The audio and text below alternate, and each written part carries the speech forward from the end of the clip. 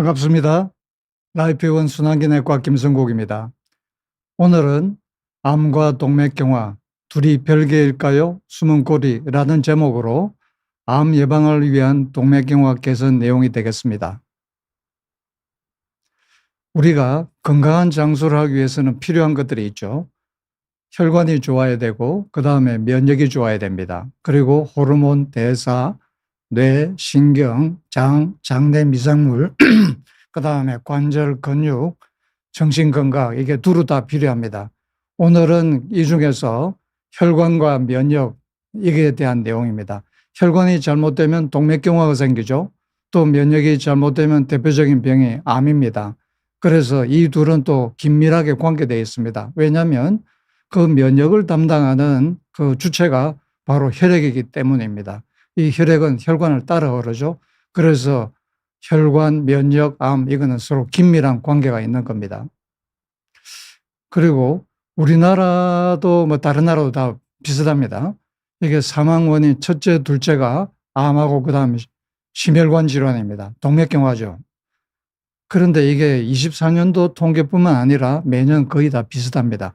그래서 우리가 이 두 가지만 잘 우리가 예방할 수 있다면 장수하는 데 큰 도움이 되겠죠.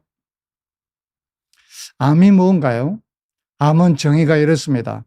정상세포가 원래 정상세포인데 이들이 유전자 돌연 변이를 일으켜요. 그래서 그 다음부터는 이제 통제가 안 됩니다. 통제 안 되는 비정상 증식을 해서 주변 조직으로 파고들고 그 다음에 다른 장기로 이렇게 전이하는 그런 질환이다라고 정의가 되어 있습니다. 이들의 특징은 뭐냐 하면 정식 신호의 지속적 활성, 뭐냐 하면 일반 세포들은 어느 정도 정식이 되면 그 다음에는 그 신호를 이제 꺼요. 그런데 이들은 정식하라는 신호를 계속 활성화시킵니다. 그리고 그 다음에는 그 성장 억제 신호는 회피하는 거예요. 그러니까 어느 정도 되면 그 다음에 성장을 이제는 자제를 하도록 또 신호를 우리 그 세포들이 합니다. 그렇기 때문에 우리 몸에 이게 그 간이면 간, 콩팥이면 콩팥 이런 것들이 크기가 일정하게 유지가 되죠. 왜냐하면 어느 정도 되면 억제를 하거든요. 그런데 암은 그걸 무시해버립니다. 다시 말해서 엑셀레이터는 계속 밟고 브레이크는 고장이 나고 이런 겁니다. 그 다음에 이게 세포가 어느 정도 이제 시간 지나면 노화되면 이제 죽으라고 하는 신호를 보내서 이제 우리 몸 세포는 이제 노화되면 스스로 이제는 죽게 됩니다. 그런데 암 세포는 그런 게 없어요. 무시해버려요. 그 다음에 무한복제. 이건 뭐냐 하면 우리 세포는 세포 분열하잖아요. 분열하는데 이게 무한 분열할 수가 없어요. 왜냐하면 그 염색체에 이게 꼬리가 달려 있어요. 텔로미어라고. 그래서 이게 분열할 때마다 그게 조금씩 짧아져요. 그래서 대략 한 50번이나 70번 정도 분열하면 꼬리가 이제 다 따라버려요. 그래서 더 이상 복제를 못 하는데 이 암세포들은 꽤가 많아요. 이게 그 꼬리, 이 텔로미어를 갖다가 자꾸 더 이어가는 텔로메레이즈라고 하는 효소를 가지고 있어요. 그래서 짧아지면 또 이렇게 길게 만들고 길게 만들고 그러니까 무한 복제가 가능한 거죠. 그 다음에 또 이제 이 암덩어리들은 자기가 필요한 그 에너지나 산소를 공급받기 위해서 새로 혈관을 만들어서 기존 혈관에서 이게 끌어들여요. 이제 그런 능력도 있어요. 그 다음에 이제 멀리 이제 그 가기도 하고 주변으로 침투하기도 하고 사실 이게 암세포가 이게 만들어지는 것도 간단치는 않죠. 이것도 그 많은 암세포 후보들이 만들어지는데 실제로 이게 암이 되는 건 그 중에 극히 일부분이죠. 그래서 이들도 나름대로 이게 가지고 살아남기 위해서 여러 가지 전략을 씁니다. 이제 동맥경화는 뭔가요? 이거는 혈관 내벽에 생기는 만성염증입니다. 이게 첫째는 혈관 내피에 이게 문제가 생겨요. 기능이 떨어지면서 이제 정상적으로는 그 잘 보호를 하고 있는 게 막고 있는데 이게 안 되니까 콜레스테롤이 이제는 혈관벽으로 밑으로 이제 파고 들어가요. 들어가고 시간 지나면서 이게 산화가 됩니다. 산화된 그 LDL 콜레스테롤은 독성을 떼어요. 그래서 이걸 처리해야죠. 처리하기 위해서 피 속에 돌아다니는 단핵구라고 하는 백혈구가 그 자리에 이제 딱 붙어요. 붙어서 파고 들어갑니다. 들어가서 얘네들이 형태를 바꿔요. 단핵구에서 대식세포로 가는 형태를 바꾸면서 이제는 산화된 콜레스테롤을 이제는 마구 처리하기 위해서 잡아먹는데, 원래는 처리하고 그걸 배설하고 처리해야 되는데 그걸 못하는 거예요.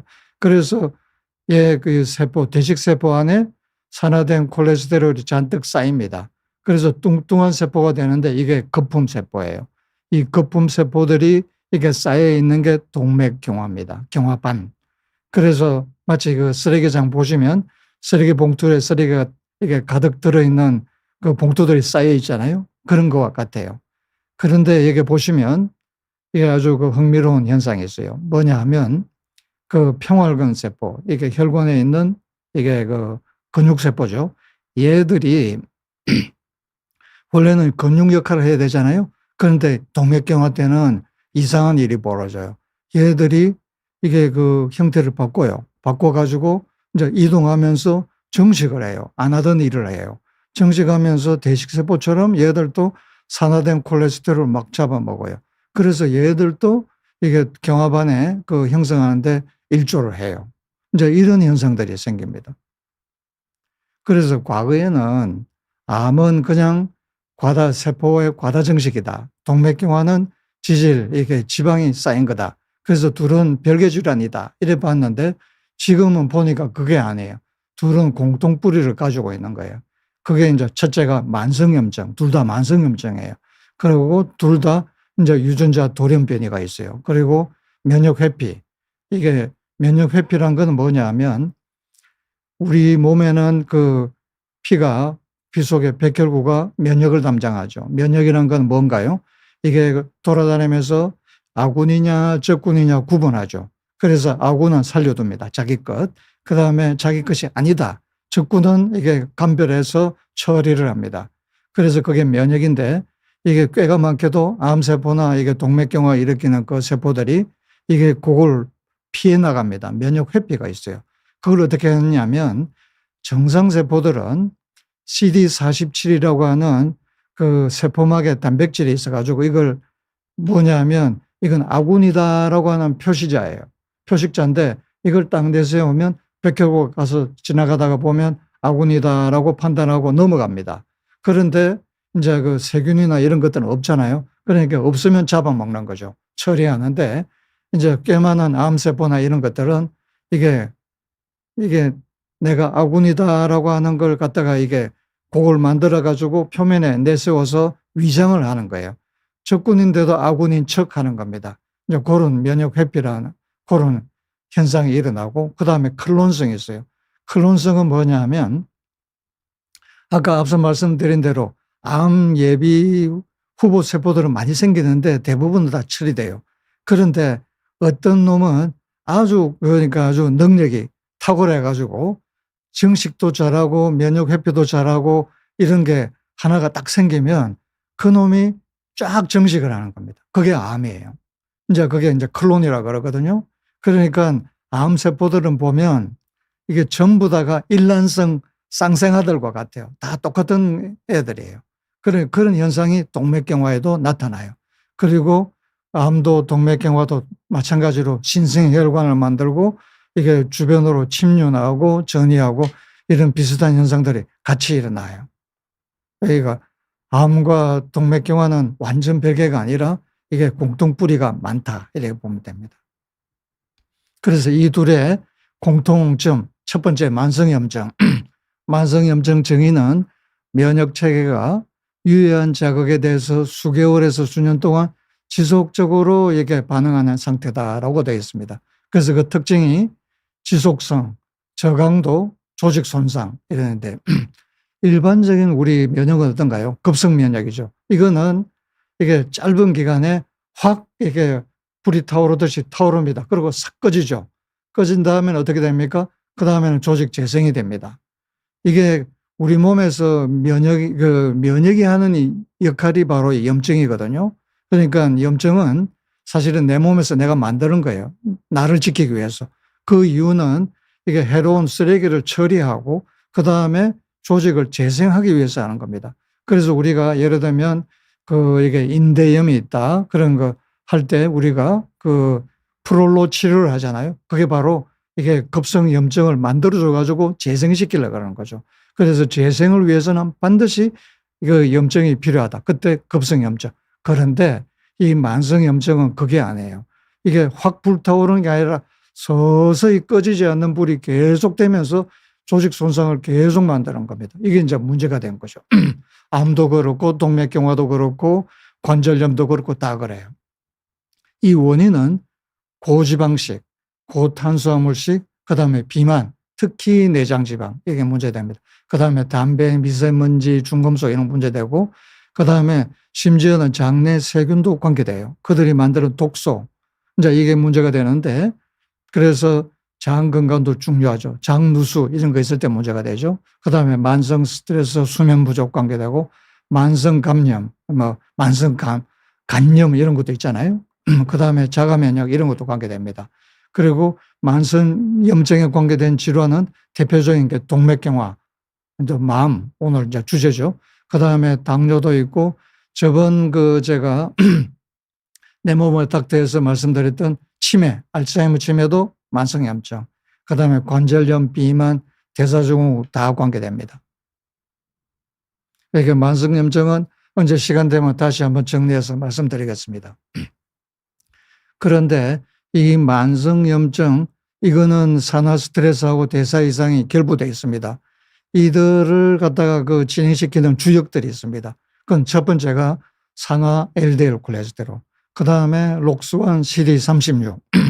좀 생소하죠? 이거는 뭐냐 하면 세포 표면에 있는 표면 수용체들이에요. 그래서 이들이 하는 역할은 뭐냐 하면 산화 LDL 콜레스테롤을 갖다가 결합해서 세포 속으로 이렇게 받아들이는 입구, 말하자면 그런 역할을 하는 건데, 창구 역할을 하는 건데, 이들을 보면 암세포도 그렇고 대직세포도 그렇고 그 다음에 혈관 내피세포도 다 가지고 있어요. 그런데 만성염증 때는 이들이 증가합니다. 증가해서 산화 LDL 콜레스테롤을 더 많이 받아들이죠. 그게 문제가 되는 겁니다. 그리고 그 다음에 NF-kappaB라고 하는 전사인자. 전사인자는 뭐냐 하면 그 세포 속에서 이들이 활성화되면 그 핵 속에 있는 그 유전자, 그 속에 있는 DNA를 갖다가 이게 여는 열쇠와 같습니다. 그래서 특히 NF-kappaB는 염증을 시작하는 스위치다 이래 보시면 됩니다. 그래서 이들이 그 만성 염증의 주역이 되겠습니다. 그래서 이들이 각각 어떻게 작용하느냐 하면 첫 번째 산화된 LDL 콜레스테롤이 이제 존재하면 그 대직세포나 암세포나 이들의 표면에 있는 록스완 CD36 같은 수용체들이 이제 늘어납니다. 늘어나서 결합을 하고 이들을 갖다가 산화 LDL 콜레스테롤을 세포 속으로 받아들입니다. 그래 되면 이게 세포 속에 있는 NF-kappaB가 활성화됩니다. 그러면 이제 유전자를, 염증 유전자를 이제 발현시키는 거죠. 그래 되면 이제는 염증 사이토카인이 나오고 그다음에 록스완 CD36이 더 많아집니다. 그래서 염증이 이제 악순환이 고리가 시작되는 겁니다. 그래서 암에서도 그래서 특히 록스완은 혈관 내피세포에 이제 이게 결합해 가지고 혈관을 파고 들어간 데 쓰이고 CD36은 아까 앞서 말씀드린 대로 이제 산화 LDL 콜레스테롤을 받아들이죠. 다른 지방들도 받아들이겠죠. 그래서 암이 이제 특이한 거는 이 지방을 받아들이니까 어떤 일이 벌어지느냐 하면 원래 암은 과거에는 생각하기에는 포도당을 가지고 자기 에너지를 만든다고 그랬어요. 그런데 보니까 근래에 보니까 그게 아니에요. 이게 지방도 쓰는 거예요. 지방을 쓰게 되면 굉장한 강점이 있어요. 포도당보다는 2배 이상의 열 효율이 있거든요. 그래서 암세포는 이제는 막강한 에너지원을 이제는 축적하니까 세포 분열도 잘하고 멀리 전이된다 하더라도 살아남아요. 그 척박한, 자기로 봐서는 척박한 환경이죠. 거기서 살아남는 이유가 이런 막강한 에너지원을 이제는 확보를 한 거예요. 그래서 이게 암이 이게 CD36 이런 걸 쓰는 거죠. 그 다음에 NF-kappaB는 이게 그 염증을 유발하는 그런 사이토카인만 만들 뿐만 아니라 염증을 만들면 암세포는 유리합니다. 그리고 또 이 NF-kappaB는 세포가 죽지 않도록 하는 그런 물질도 내요. 그래서 암세포가 살아남는데 이게 일조를 합니다. 그 다음에 동맥경화에서도 이들이 똑같이 역할을 하는데 이때는 역할이 조금 다르긴 하지만 이들이 또 이게 중요한 역할들을 합니다. 특히 이제 CD36 경우에는 대식세포가 그 산화 LDL 콜레스테롤을 마구 잡아들이죠. 마구 먹어가지고 뚱뚱한 이제 거품세포가 돼서 동맥경화를 만듭니다. 또 NF-kappaB도 동맥경화 만성염증 만드는데 아주 중요한 역할들을 합니다. 그러면 이들 만성염증의 주역들인 이들 그 록수환 CD36 이런 것들을 그러면 도대체 뭐가 이게 증가시키느냐? 그거는 그 첫 번째 산화 스트레스, 그 산화 스트레스가 그 다음에 산화 LDL 콜레스테롤을 만들죠. 그거는 이제 담배, 여기는 담배가 또 주역입니다. 그 다음에 오염 스트레스 이런 거 등등. 그래서 산화 활성산소를 만들면 그 산화 LDL 콜레스테롤이 증가할 거고 그 다음에 이래 되면 록수환 CD36이 증가하고 그 다음에 이제 염증이 이제 폭발적으로 증가하는 거죠. 그 다음에 고지방식, 고탄수화물식 이들도 이게 그 수용체들을 늘립니다. 그 다음 비만, 고혈당, 고혈압도 마찬가지입니다. 그 다음에 사이토카인들도 그렇고. 그리고 산화 된 그 LDL 콜레스테롤 말고 콜레스테롤 자체도 또 얘들이 또 염증을 또 만들어요. 이제 왜 그러냐 하면 이게 평상시에는 콜레스테롤이 피 속에 녹아 있잖아요. 그러니까 액체로 녹아 있는데 이제 부분적으로 여기 보시면 이게 암덩어리 안에 콜레스테롤 농도가 올라가면 이제는 콜레스테롤이 크리스탈을 만들어요. 결정체를 만들어요. 유리처럼 삐죽삐죽. 여기 보시면 실제로 여기 보시면 암세포에서 발견되는 콜레스테롤 크리스탈들이에요. 그렇게 되면 어떻게 되나요? 삐죽삐죽하니까 조직을 파괴하죠. 그러면 염증이 생기고 그 결과로 여러 가지 또 이제 그 현상이 일어납니다. 새로운 혈관을 끌어들이고 그다음에 암은 또 퍼져나가는데 아주 유리하죠. 그다음에 경화반 내에서도 크리스탈을 만듭니다. 만들면 이게 또 동맥경화반의 표면을 또 터뜨리죠. 그러면 혈전이 금방 생기죠. 이런 문제들을 또 발생하는데 이게 둘 다 똑같습니다. 그러면 이런 만성염증, 산화 스트레스 대사 이상이 다 결부되어 있는데 이들을 막으려면 어떻게 됩니까? 그 원인을 제거하면 되죠. 그래서 이것들 고지방식, 고탄수화물식 자제, 그 다음에 비만은 어떻게든 살은 빼자. 특히 내장지방을 빼자. 담배는 끊자. 그 다음 미세먼지나 환경호르몬, 중금속 이런 걸 피하자. 그러니까 요즘 미세먼지 많을 때는 가급적 이렇게 밖에 나가서 운동하는 거 이런 거 좀 삼가는 게 좋겠죠. 그 다음에 그 플라스틱 너무 과도하게 사용하는 것은 자제. 그 다음에 운동은 반드시 규칙적으로 하자는 겁니다. 그 다음에 고혈당, 고지혈, 고혈압 있으면 이거는 약을 써서라도 치료를 하자. 그 다음에 스트레스는 어떻게든 해소를 하고 잠은 충분히 자자. 그리고 장내 세균 독소를 막기 위해서는 장 건강에도 신경을 쓰자. 이거는 식이 이런 거죠. 유산소도 또 그 유산균도 도움이 되겠죠. 예. 그 다음에 그 만성염증 다음으로 유전자 변이, 암과 동맥경화 공통현상. 그걸 보면 이 유전자 변이는 이제 크게 두 가지입니다. 선천적인 거, 이거 우리가 돌연변이라고 그러죠. 후천적인 것은 이게 환경이나 생활 습관 때문에 옵니다. 그러니까 그 DNA 메칠레이션 등 이런 건데 이걸 이제 막기 위해서는 식이 습관을 고치자, 담배를 끊자, 운동 부족을 해결하자. 결국은 만성염증 막는 거하고 대동소이예요. 그러니까 같이 해결이 되는 겁니다. 그리고 실제 이게 그 동맥경화에서도 암하고 비슷한 그 유전자 변이 현상이 나타납니다. 그게 이제 아까 앞서 말씀드린 대로 이게 평혈근 세포, 이게 그 원래는 근육세포잖아요. 이들이 이제 변형을 일으켜요. 유전자 변이가 된 거 일어납니다.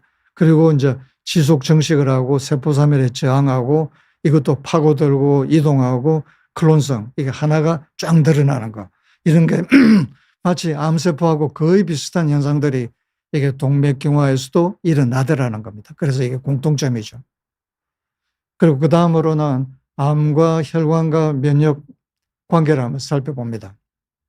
처음에 말씀드렸듯이 이들이 다 혈관 이게 다 긴밀하게 연결되어 있잖아요. 그래서 암 예방 핵심은 뭐냐? 면역 감시다. 면역 감시가 뭐냐?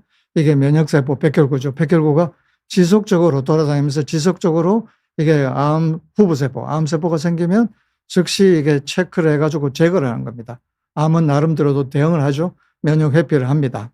하지만 어쨌든 이 면역세포가 혈관을 타고 돌아다니죠. 그래서 이게 내피세포가 중요합니다. 이게 어쨌든 백혈구가 잘 이게 순회를 해야 되면 이게 내피가 건강해야 되죠. 그래서 암에 대한 면역은 이렇게 말할 수 있을 겁니다. 혈액 속에 백혈구죠. 이 혈관을 따라 이게 돌아다니면서 암을 감시를 하고 끊임없이 감시를 하고 끊임없이 제거를 하는 거다라고 보면 됩니다. 그래서 이 혈관 내피 기능이 대단히 중요합니다. 이 기능이 떨어져 버리면 면역세포 전달이 떨어질 거고 그러면 암은 유리하게 되죠. 그 부분은 면역 사각지대가 되니까요. 그리고 그래서 어쨌든 그 내피 기능을 이렇게 잘 살리는 것. 그러면 면역 감시도 좋아질 거고 암에게는 불리할 겁니다.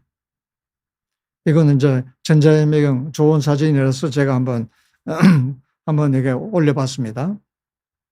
이게 지금 하얗게 보이는 거는 임파관도 내피로 되어 있어요. 그 다음에 빨간 거는 작은 동맥, 파란 거는 정맥인데 그리고 그 바깥 사이에는 백혈구들이 이렇게 분포되어 있습니다. 이게 우리 몸의 정상 조직입니다. 그래서 이 사이에 균이 들어오거나 암세포가 생기면 이제 바로 적각 처리가 되겠죠. 그런데 만약에 내피가 약해졌다 그러면 이게 방어벽이 무너지는 거죠. 그래서 내피를 좀 더 자세히 살펴봅니다. 내피는 단순하게 그냥 세포로 이렇게 밋밋한 세포가 아닙니다. 보시면 과거에는 몰랐던 것, 지금은 이제는 전자현미경으로 다 이제 확인을 합니다. 그리고 피가 그냥 그 혈관의 그 벽을 타고 흐르는 게 아니라 보시면 어떻습니까? 혈관 안에는 수많은 털이 있죠? 당단백질층이라고 합니다. 이게 내피에서 이렇게 쭉 나옵니다. 그래서 이게 피가 매끄럽게 흘러가는 겁니다. 그리고 그런데 만약에 이게 망가졌다. 그러면 어떻게 될까요? 콜레스테롤이 이제 쉽게 파고들겠죠. 그 다음에 백혈구가 달라붙겠죠? 파고 들어갑니다. 그럼 염증이 생기죠. 그 다음에 혈소판이 붙으면 어떻게 됩니까? 혈전이 생기죠. 그래서 이 내피 특히 당단백질층이 건강하게 잘 유지되는 게 대단히 중요합니다. 그리고 이 털들, 당단백질층들은 보호막 역할만 하는 것이 아니라 이들이 내피세포의 센서 역할을 합니다.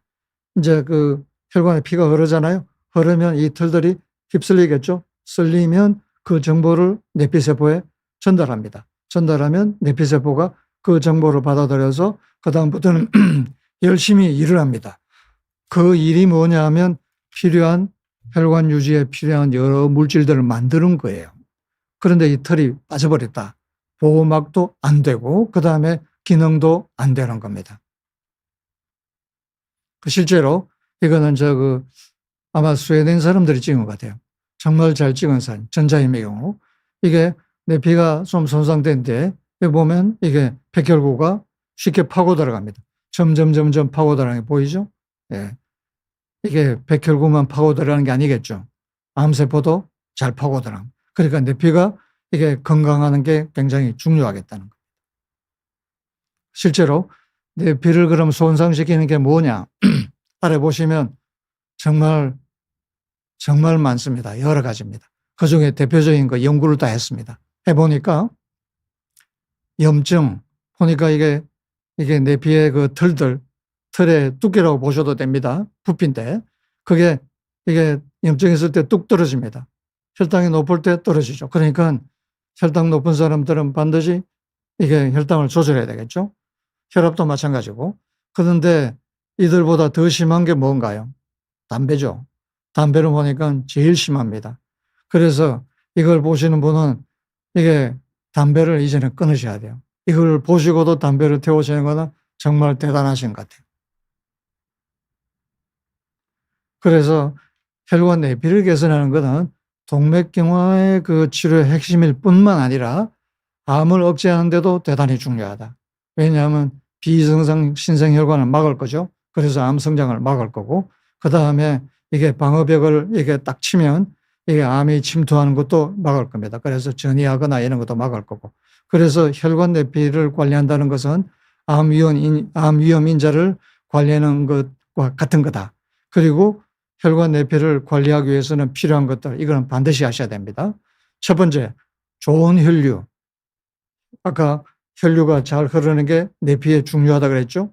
그래서 그걸 척류라 그럽니다. 이걸 하기 위해서는 본인이 해야 될 것은 운동, 그 다음에 치료 목적으로는 ECP를 쓸 수 있습니다. 체외 역박동술. 그 다음에 두 번째는 좋은 혈액 만드는 겁니다. 이거는 항염, 항산화 잘 되게 하고 산화질소 잘 만들게 하면 됩니다. 그 다음에 고혈압, 고지혈, 당뇨, 비만, 흡연은 반드시 조절해야 된다는 겁니다. 그래서 이게 혈관 좋게 하는 게 암에도 중요하다 그랬죠. 그러기 위해서는 첫 번째 혈관 내피를 좋게 하는 것은 좋은 혈류다 그랬습니다. 좋은 혈류는 본인이 해야 될 것은 유산소 운동. 그 다음에 치료 목적으로 하는 것은 ECP를 하고 하는 치료법을 쓰는 것. 그 다음에 만성염증 개선하기 위해서는 좋은 혈액 만드는 것. 이걸 위해서는 항염, 항산화식을 하자는 것. 그 다음에 치료를 위해서는 항염, 항산화제를 사용하는 겁니다. 첫 번째, 이게 그 좋은 혈류 만드는 것, 이게 척류라 그랬죠? 이 척류는 이제 라미나 플로우라 그러는 건데, 이게 피가 고르게 쭉 이렇게 고르게 평행으로 쭉 흘러가는 겁니다. 흘러가게 되면 이게 세포에서는 그 아까 당단백질층이 이제 이게 반응을 하죠. 휩쓸리니까. 그러면 세포 속에서 전단 응력을 받아 그 반응해가지고 그다음 전사인자가 활성화되면서 필요한 여러 가지 물질을 만듭니다. 그래서 이제 혈관이 이제 건강하게 유지되죠. 그래서 이제 우리가 하기 위해서는 유산소 운동을 하자는 겁니다. 운동 중에 유산소 운동이 좋습니다. 그거는 최소 일주일에 4번 이상. 그 다음에 한 번 할 때 40분 이상은 하자. 중간 강도로. 제일 좋은 거는 속보, 가벼운 달리기도 좋습니다. 아니면 자전거도 좋고 이게 수영 같은 것도 좋습니다. 뭐든지 좋습니다. 그리고 치료 목적은 ECP를 쓸 수 있다 그랬습니다. 그래서 ECP를 간략하게 소개를 드립니다. 저희 병원에서 하고 있습니다. 그래서 체외 역박동술이라 그러고 미국에서는 이게 몇십 년 됐습니다. 그래서 좋은 혈류를 만드는 건데 어떻게 하느냐 하면 심장이 피를 한번 짜죠. 그 다음에 심장이 안 짤 때, 이완기 때 이 기계가 이게 하체에 커프를 감아서 이게 공기압으로 한 번 더 짭니다. 그러면 심장이 한 번 짜고 이완기 때는 이게 기계가 짜주고 그래서 피가 고르게 일정하게 흘러가게 만들어줍니다. 예, 그러니까 거의 2배 이상 이게 흘러가겠죠. 압을 올리는 건 아닙니다. 혈압을 올리는 게 아니라 혈류량을 증가시키는 겁니다. 그래서 척류를 만들면 내피가 개선되고 혈관이 개선되는 거죠. 그 다음에 좋은 혈액 만드는 것, 그거는 항염, 항산화라 그랬죠. 그래서 그 다음에 산화질소를 잘 만드는 게 중요합니다. 이거 왜냐하면 내피세포가 일을 하기 위해서는 산화질소를 만들어야 돼요. 그래서 그 산화질소를 만드는 재료가 들어가도록 합니다. 그리고 좋은 걸 먹을 뿐만 아니라 나쁜 걸 먹지 않아야 됩니다. 그게 뭡니까? 대표적인 게 나쁜 지방. 이 나쁜 지방이 뭐에 쓰인다고 말씀드렸죠? 첫 번째, 그 염증은 불이죠. 완전히 이게 불난데 기름 붓는 거예요. 지방이 기름이잖아요. 실제로 기름 역할을 해요. 그래서 계속 불타도록 하는 것. 그 다음에 또 이게 아까 그 경화반에 쌓이는 쓰레기가 또 콜레스테롤이라고 그랬죠? 이게 또 쓰레기를 계속 더 이게 보태주는 거죠. 그러니까 동맥경화도 심해지고. 또 뭐라 그랬어요? 암이 뭘 쓴다 그랬어요? 이게 포도당만 쓰는 게 아니라 그랬죠? 지방을 씁니다. 지방을 쓰게 되니까 얘들이 막강해지는 거죠. 그래서 이게 암세포 먹이를 갖다가 계속 대주는 겁니다. 그러니까 암세포로는 너무나 좋은 거죠. 그래서 우리로서는 이게 이 셋 다 막기 위해서는 나쁜 지방 섭취를 줄이는 것은 굉장히 중요하다. 그래서 육류에 그 달려있는 그 지방 섭취 최대한 줄여야 됩니다. 그리고 튀김, 음식 이런 거 줄이는 게 중요하겠죠. 그리고 이제 이런 걸 살펴봅니다. 산화질소 공급 잘하기 위해서는 시금치나 비트, 이거는 명화죽과, 그 다음에 무배추, 양배추, 브로콜리 같은 거는 십자화과, 그 다음에 마늘, 수박, 생선 이런 등등이 산화질소 공급하는 데 도움이 됩니다. 그 다음에 등푸른 생선, 견과류, 올리브유, 광황 잘 아시죠? 이런 것들은 항염, 항산화. 그다음에 채소 과일은 비타민C 도움되고, 양파, 고구마에 들어있는 퀘르세틴이나 폴리페놀도 이게 항산화가 돼서 도움이 되고, 귀리, 통곡류, 채소 이런 것들은 섬유질이 또 이게 아주 중요하죠. 그래서 도움이 됩니다. 이들은 혈당, 콜레스테롤 조절하는 데도 도움이 되고 그 뒤에 또 나옵니다. 이게 식이뿐만 아니라 장과 장내 그 미생물도 또 큰 역할을 해요. 그래서 식이를 충분히 잘 먹어주면 어떻게 되느냐, 장에서 미생물들이 그걸 가지고 IPA를 만드는데 그게 암과 동맥경화를 억제하는 거로 이제 연구 결과 알려져 있어요. 그 다음에 반대로 지나친 육류 섭취를 많이 할 경우에는 이게 들어가서 이게 장내 미생물들이 그걸 가지고 TMAO를 란 걸 만들어요. 만들면 이게 동맥경화, 고혈압을 또 유발시켜요.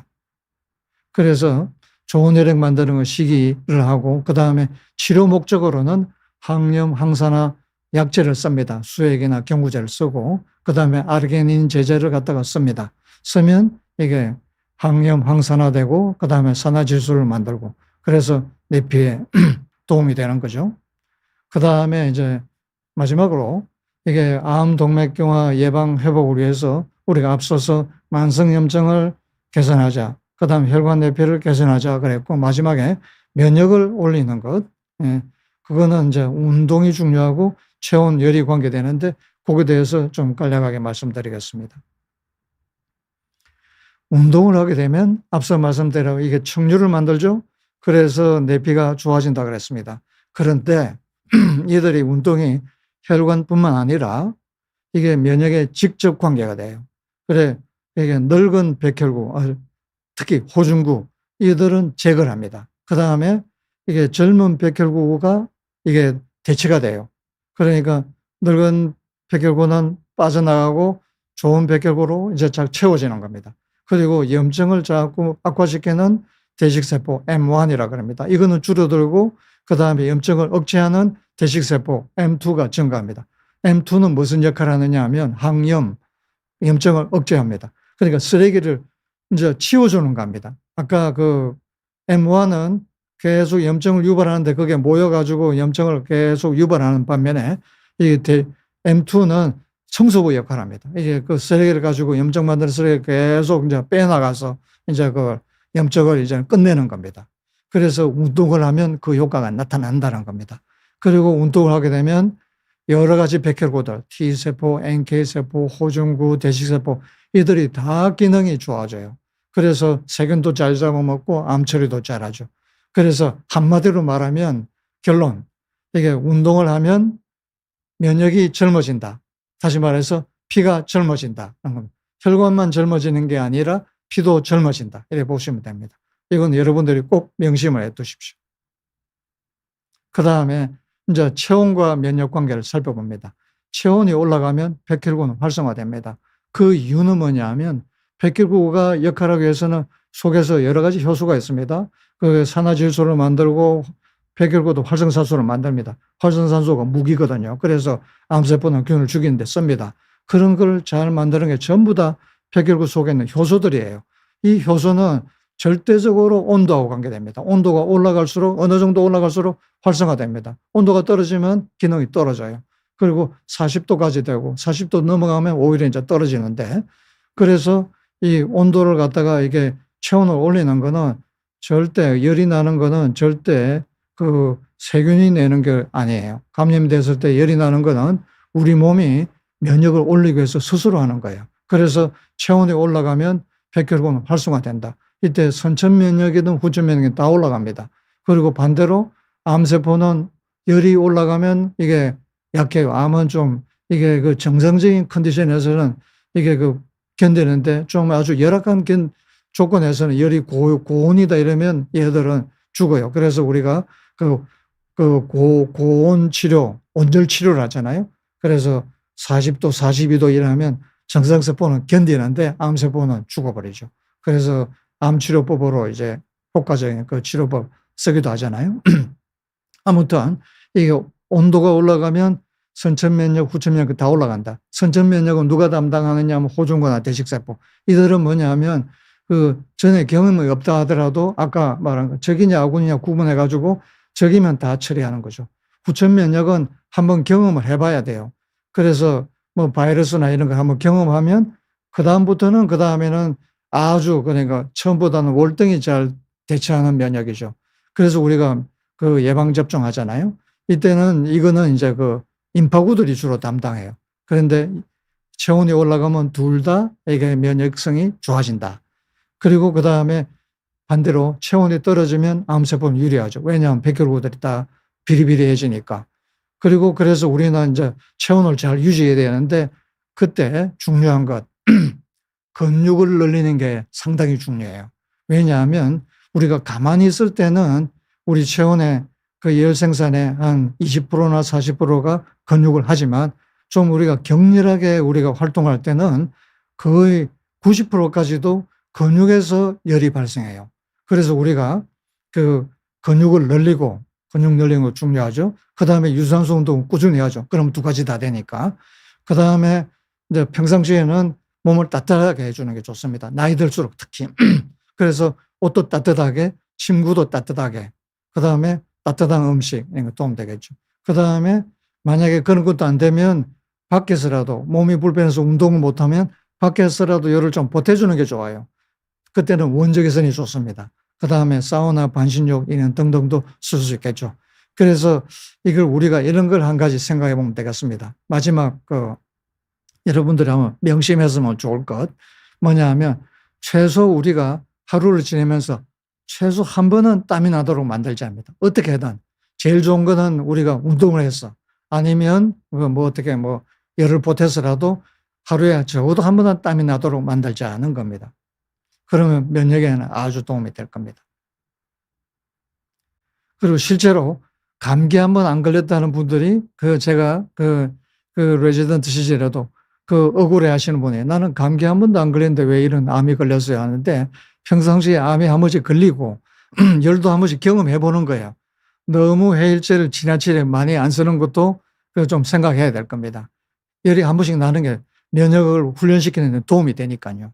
그래서 이 열이란 게 이게 세균이 만드는 게 아니에요.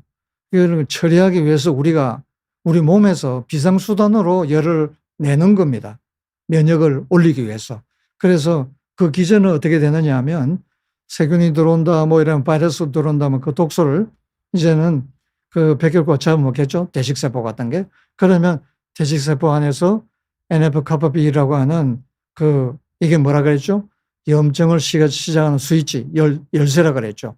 이게 이제 활성화됩니다. 그러면 이제 백혈구 속에 있는 DNA를 이제 열고 그러면 필요한 사이토카인 만듭니다. 인터루킨 이런 걸 만들어요. 그러면 이게 피를 타고 흘러가서 이게 시상하고 뇌 속에 시상을 보러 가서 거기서 프로스타글란딘 E2를 이제 만들게 해요. 그러면 이게 퍼져갑니다. 프로스타글란딘 E2가 퍼져나가면 온도 조절 중추에서 평상시에는 37도에 세팅되어 있던 게 40도로 올라갑니다. 40도로 올라가면 어떻게 되나요? 그러면 지금 열을 더 올려야 되잖아요. 그때는 강제적으로 몸이 이제는 부르르 뜹니다. 근육이 막 저절로 막 움직이죠. 그게 오한이죠. 그래가 왜냐? 그때 막 열이 최대로 잘 빨리 발생하니까. 그래서 40도까지 올리면 그때는 딱 오한이 끝납니다. 이제 목표 온도가 도달했으니까. 그래서 그때 이제 백혈구들이 이제 막 활성화되는 거죠. 그래서 이제 밑에 보겠습니다. 보시면 이제 열이 난다. 그러면 이제 평상시에는 멀쩡하게 이제 그냥 흘러다니던 이게 T세포 같은 백혈구가 그 자리에 말썽이 생긴 자리에 딱 달라붙습니다. 파고 들어가서 그때부터 이제 열받아가지고 암세포를 막 공격합니다. T세포뿐만 아니라 단세포도 또 같이 가는 겁니다. 그러니까 열이 굉장히 중요하다는 거죠. 마지막으로 최근에 어쨌든 혈관이 중요하니까 혈관 치료를 이제 저희가 하면서 이제 항염 항산화제하고 ECP를 이제 쓴다고 그랬습니다. 이걸 결부해서 쓰는데 저희가 이제 최근에 이제 특허를 받았습니다. 이걸로 이제 치료하는 사례 몇 개를 말씀드리겠습니다. 66세 남자분인데 이분이 고혈압, 고지혈이 있는 분인데 1년 전에 심근경색이 왔어요. 그래서 스텐트 2개를 했습니다. 이분은 외국 사람입니다. 그래서 이 치료를 위해서 이제 저희 병원에 이제 일부러 찾아왔습니다. 찾아와서 보니까 이게 동맥경화가 꽤 심하죠. 이게 그 경동맥 초음파를 해서 그 정상은 0.8mm 이하, 1.5mm 이상이면 동맥경화입니다. 그런데 이분은 양측이 대단합니다. 3.8, 2.9, 2.4 이렇습니다. 그래서 저희가 이제 치료를 해서 보니까 상당히 줄어들었어요. 2.8, 2.0, 1.5 각각 이렇게 줄어든 걸 볼 수 있습니다. 이게 동맥경화가 좋아지면서 벌써 몸이 달라져요. 피부, 손톱, 머리카락 빨리 자라고 이게 심지어는 발기 개선이 됐다. 이제 그런 이야기도 합니다. 그 다음에 51세 여자분입니다. 고지혈 비만 있어가지고 이제 치료를 하셨는데 2.6이 1.3으로 1.4가 0.9로 이렇게 각각 줄어들면서 피부나 뭐 피로 체력이 많이 좋아졌습니다. 그리고 이게 수면도 개선되고 이게 살도 지방도 많이 빠졌습니다. 이게 혈액순환이 잘 되니까 그렇게 됐죠. 그 다음에 이게 44세 여자분인데 다른 병에서 동맥경화 진단받고 편두통이 있습니다. 이분도 이제 치료를 하면서 이게 그 1.5가 0.9로 1.2가 0.9로 이분도 거의 정상이 됐습니다. 그래서 치료하고 피부도 좋아지고 체력도 좋아졌다 그랬습니다. 그리고 최근에 저희가 동맥경화 되돌릴 수 있어요라는 책을 출간했습니다. 그래서 혈관 치료에 동맥경화 개선에 관심 있는 분들은 한번 이렇게 보시면 도움이 되실 겁니다. 여러 가지 팁들이 들어 있습니다. 마지막 정리를 하겠습니다. 그래서 동맥경화, 암 이걸 같이 잡기 위해서는 세 가지를 생각하면 됩니다. 첫 번째는 염증을 잡자. 두 번째는 혈관 내피를 살리자. 세 번째는 면역을 키우자. 그러기 위해서는 어떻게 해야 되느냐? 첫 번째, 규칙적인 운동을 하자. 그리고 체온 관리를 하자. 유산소 운동을 적어도 일주일에 4번, 한 번 할 때 40분, 속보나 아니면 가벼운 달리기, 자전거, 수영 다 좋습니다. 유산소 운동을 하자. 그 다음에 근력 운동을 하자. 근육이 있어야 열이 잘 생기죠. 그래서 근력 운동을 하자.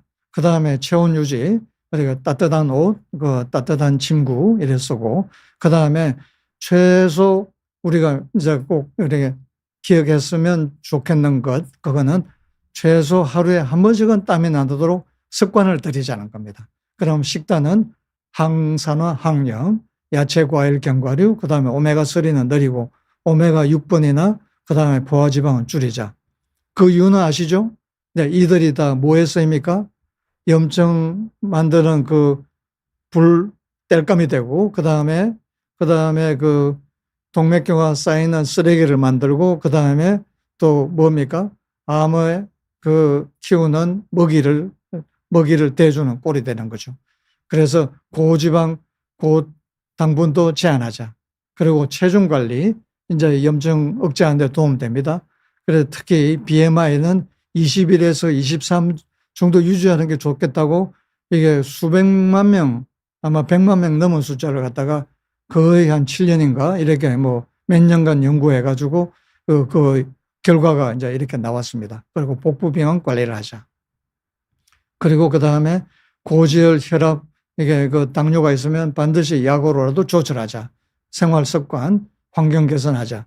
담배는 반드시 끊어야 되겠죠. 술은 줄여야 됩니다. 술, 대사산물, 아세트알데히드는 발암 물질도 되겠다는 겁니다. 그 다음에 미세먼지, 중금속 등등 이런 건 회피해야 되고 스트레스 우리 조절 잘하자. 수면은 충분히. 그리고 동맥경화는 반드시 조기 발견해서 적극 치료를 하자. 조기 발견하기 위해서는 경동맥 초음파를 활용하면 됩니다. 그리고 치료는 항염, 항산화제와 ECP 치료법을 쓸 수 있습니다. 그리고 요새 이제 많이 이야기되는 귀볼의 주름, 프랭크 징후라 그러죠. 이런 게 있는 분들은 한번 동맥경화를 한번 확인해 보자는 겁니다. 자, 이번에 이제 제 이야기는 마치고 질문 받겠습니다. 예. 첫 번째 질문. 62세 남성입니다. 가만히 누워서 양손을 비 위에 올려놓고 있을 때 가끔 손가락 끝에 맥박 뛰는 느낌이 불뚝불뚝 느껴지는데 이유가 뭔가요? 예. 이거는 제가 봐서는 큰 문제는 아닌 것 같습니다. 그러나 혹시 그 동맥경화가 있는지 그리고 고혈압이 있는지는 한번 확인해 보십시오. 그리고 실제로 이게 맥박하고 같이 뛰는 건지 아니면 맥박과 별개로 뛰는 건지 그것도 한번 체크해 봐야 되는데, 그 손목에 이렇게 우리가 손목에 요골동맥에다가 이게 손가락 대면 뛰는 걸 우리가 간파할 수 있잖아요. 그리고 그거하고 맥박이 같은지 한번 비교해 보세요.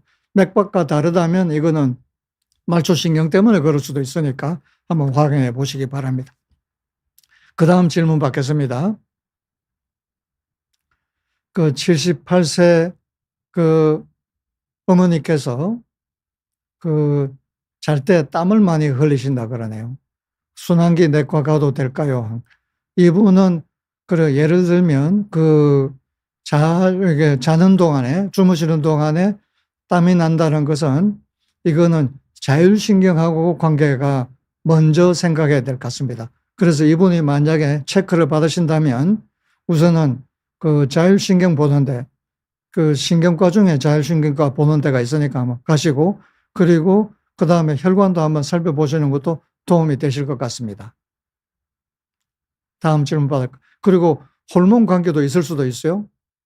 예를 들면 이제 한번 갑상선 호르몬 같은 것도 한번 체크를 해보시고 그런 것. 그러니까 그 자율신경과 관계되는 신경과 그 다음에 이게 내분비 웬만한 내과 가도 다 그거는 체크가 가능할 것 같습니다. 다음 그 다발골수종 유지요법으로 그 레날디도마이드, 그러니까 옛날에 살리도마이드를 썼는데 이제 그런 유도체들이네요. 오비리를 썼는데 그 일상생활에 안 돼서 끊었다고 그러시네요. 그리고 자가 조혈 모세포 이게 이식을 했네요. 그 다음에 레날도마이드 일상생활이 안 되는데 끊어도 되나요? 그렇게 하셨네요. 원래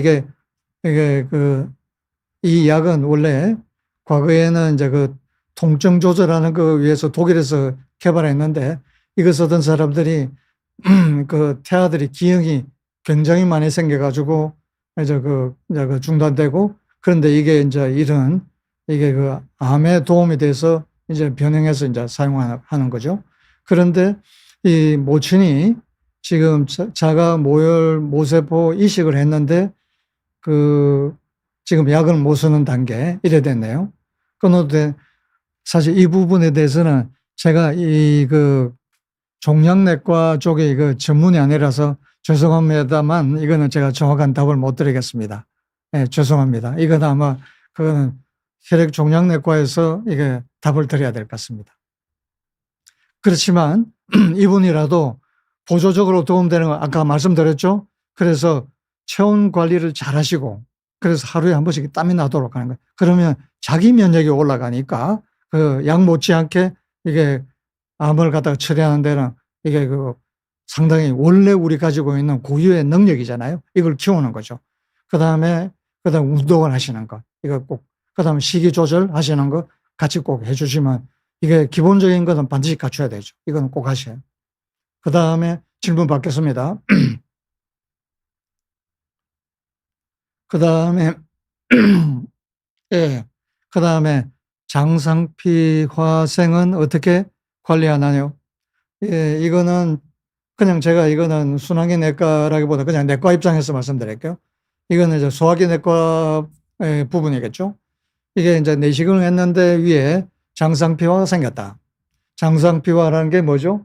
이거는 원래는 위는 위벽은 위벽 점막세포로 되어 있어야 되고, 그래서 12지장은 12지장 장점막세포, 이게 달라요. 다른데 내시경을 했는데 위벽에 보니까 이게 장에 있어야 될 그 세포 형태로 이렇게 쫙 깔려 있는 거죠. 점박이. 그래 되면 어떻게 되느냐? 이게 이런 경우에는 평균적으로 위암으로 넘어갈 확률이 정상보다는 더 있더라는 거죠. 아주 많은 건 아니에요. 더 있더라. 그래서 이런 경우는 권고를 하기는 이게 한 번씩 주기적으로 1년에 한 번 정도는 내시경을 하자. 그래서 이게 혹시 이게 암으로 넘어가는 게 있을지 미리미리 체크하자는 게 이제 그게 관리법이 되겠습니다. 그리고 이거는 역시 이게 위염 때문에 생긴 거니까 이런 것들은 관리를 하기 위해서는 우리가 식이 조절 잘해야 되겠죠. 이게 지나치게 안 좋은 음식들, 이게 아마도 이게 젓갈 많이 먹는 문제, 지나친 젓갈 섭취, 그 다음에 아까 앞서 드린 그런 식이섬유를 좀 이렇게 적절하게 먹어주고, 그 다음에 뭐 이게 안 좋은 음식들을 많이 먹는 것도 다 이게 관여가 되리라고 봅니다. 너무 지나치게 매운 것, 이런 거. 또 대표적인 게 있죠. 뭐가 있을까요? 술이죠. 예, 술은 이게 위에 직결하는 거죠. 그 다음에 담배도 굉장히 관계됩니다. 이게 담배를 피웠다 그러면 이게 손 뭐 이런 데뿐만 아니라 위에 이런 혈관들이 쫙 혈류량이 쫙 줄어들어 버리니까 이게 담배 이런 것도 아주 안 좋습니다. 예, 그 다음 질문 받겠습니다. 경동맥은 어느 과에서 검사를 받나요? 암이 생길 경우 뇌가 지끈 아픈 것도 한 증상일까요? 예, 경동맥은 뭐 기본적으로는 순환기내과가 이게 기본적이겠지만 웬만한 검진하는 데서도 다 볼 겁니다. 그런데 좀 이렇게 자세히 보는 게 좀 중요할 것 같습니다.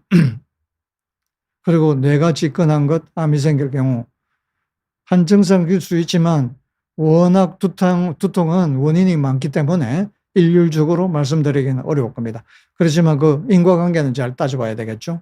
그 다음 질문입니다. 한두옥님 질문. 혈관 내피의 섬모와 그 단위세포 표면에 있는 섬모는 그 같은 성분인가요? 예, 혈관 내피에 있는 섬모는 당단백질층이고, 그 다음에 예를 들면 우리가 섬모들이 있는 거 있죠? 혈관 내피에는 사실은 섬모는 아니에요. 그 당단백질이라고 그럽니다. 그리고 예를 들면 그 섬모들, 우리 그 호흡기에 있는 그 점막세포에 섬모가 있고, 그 다음에 그 이게 위나 장에 있는 세포들의 그 섬모들이 있습니다. 그거는 같은 것은 아닙니다. 다르다고 보시면 됩니다. 다음 질문 받을까요? 예, 마지막이 되겠네요. 예, 수고들 하셨습니다. 예, 겨울철 감기 조심하시기 바라며 다음번에 뵙겠습니다. 수고하셨습니다.